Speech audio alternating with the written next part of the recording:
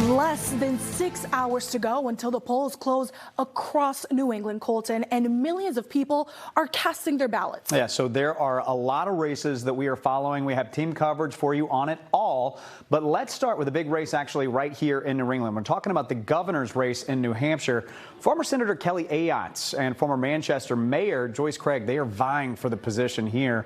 Now, this race, it has been neck and neck. It has been tight for months now. Both women hope to replace Republican Governor Chris Sununu, who is not seeking re-election. With that, let's send things out to our Oscar Margain. He's live for us in the Granite State. Oscar, good afternoon to you. What's voter turnout like where you are? Hey, Colton. Well, we've gone from an early morning rush to more of a steady stream of voters here showing up to one of the larger polling locations in Manchester. This is the Webster Elementary School. Now, worth noting here that here in the Granite State, this is a state where people have to vote on election day. There's no early in-person voting. So that's why you're going to see more people showing up to these polling locations, more so than others in other parts of New England. Now, the main race here to watch, as you mentioned, is that race for governor between the Republican candidate Kelly Ayotte facing off Democratic candidate Joyce.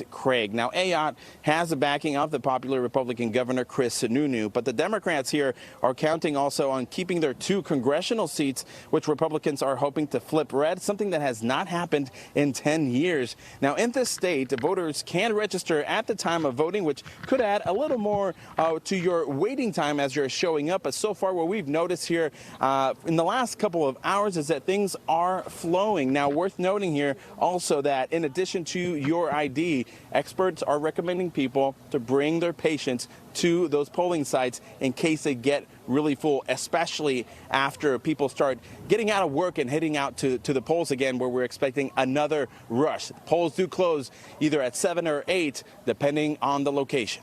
Reporting live in Manchester, New Hampshire, Oscar Margain, NBC Boston.